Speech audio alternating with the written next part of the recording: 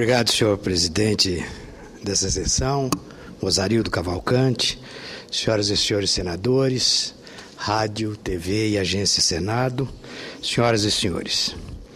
Já era de se esperar a atitude da presidente Dilma, depois de mais uma vez vetar a decisão do Congresso Nacional. Diz que está aberta a negociar a regra da multa de 10% do Fundo de Garantia de Tempo de Serviço, inclusive com a redução progressiva. Mas só agora a presidente Dilma, no momento em que encaminha para a derrubada oportuna do veto? Esse tipo de conduta é típica de quem quer manter o poder a qualquer custo e o Congresso submisso. É de fundamental importância que o Congresso Nacional derrube o veto da presidente Dilma ao projeto que põe fim à multa de 10% sobre o saldo do Fundo de Garantia do Tempo de Serviço de trabalhadores em caso de demissão sem causa justa. Não há qualquer sentido nessa multa.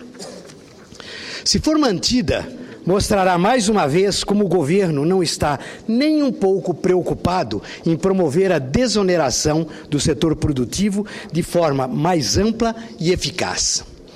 A extinção da multa beneficia desde uma pequena padaria que demite um funcionário até as grandes indústrias que empregam milhares de trabalhadores. Trata-se de uma desoneração efetiva que não faz diferença entre o pequeno, o médio e o grande empresário. Pela prática cotidiana do atual governo, já seria de se esperar a intransigência em relação a uma medida com tamanha envergadura e alcance.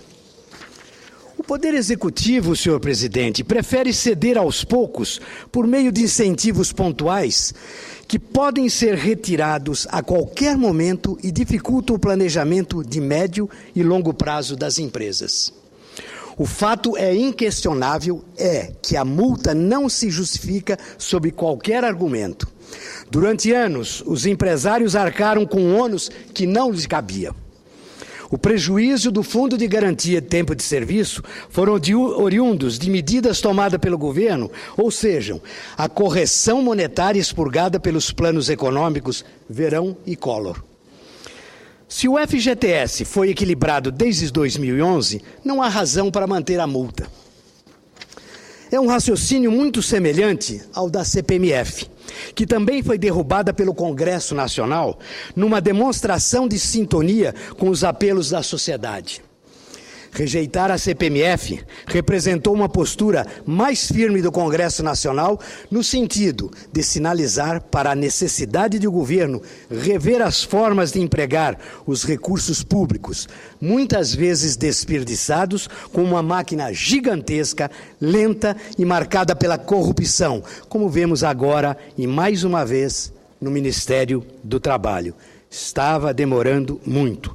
Também, excelentíssimo senhor senador Mozarildo, o escândalo que estamos vendo agora no Ministério da Saúde, centenas de milhares de pagamentos indevidos, prova que o Ministério não está apto a fiscalizar.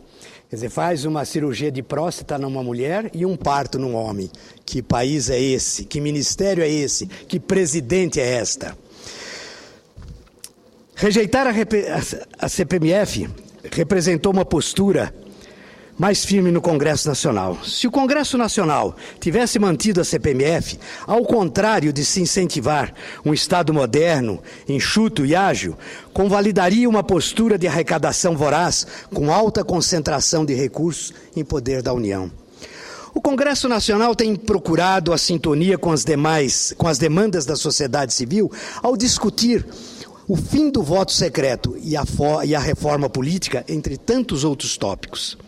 Derrubar o veto ao fim da multa do FGTS vai reforçar os laços com o setor produtivo e apontar para um futuro que se promoverá, de fato, a desoneração ampla do Brasil. A derrubada de vetos da presidente, como nesse caso, da multa, fortalece o processo democrático e reforça a necessidade de diálogo permanente entre o Executivo e o Legislativo. Tomemos como exemplo o que aconteceu no caso dos royalties do petróleo. Contrariando a posição da presidente, aprovamos uma forma mais equilibrada de distribuir os recursos para os dois maiores desafios do Brasil, a educação e a saúde. Agora, a presidente Dilma agradece e elogia o Congresso pelo aperfeiçoamento do projeto ao dizer, aspas, ao Congresso, portanto, devemos e reconhecemos pela sensibilidade social e pela visão estratégica. Fecha aspas.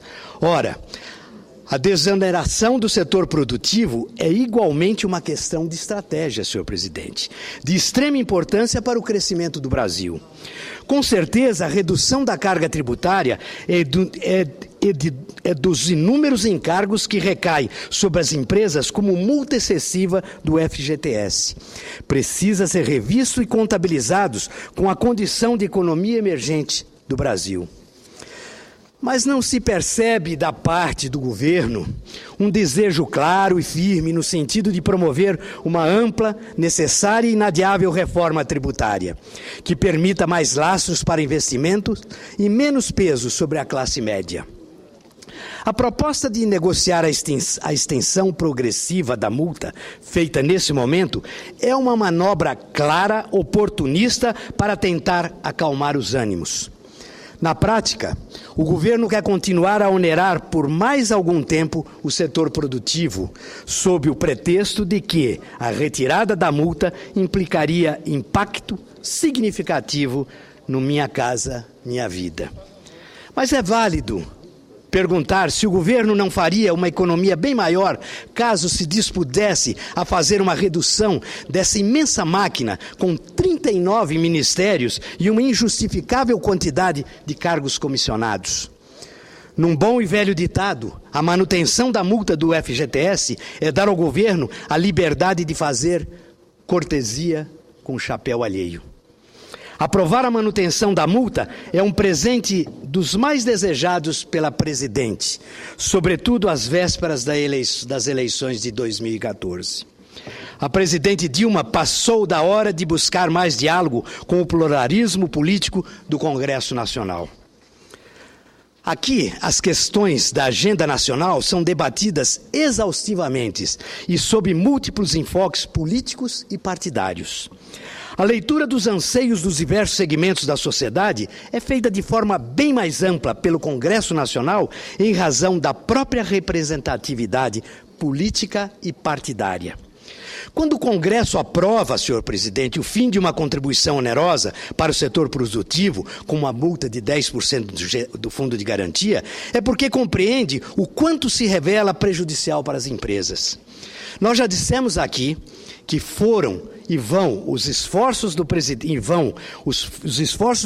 da Federação das Indústrias do Estado do Rio de Janeiro, a Firjan, Eduardo Eugênio Gouveia Vieira, em convencer o governo a não vetar o projeto aprovado pelo Congresso Nacional. Mas nesse governo, a linha de condução mostra claramente a vontade de se concentrar poder político e poder econômico na mão do Executivo e da União.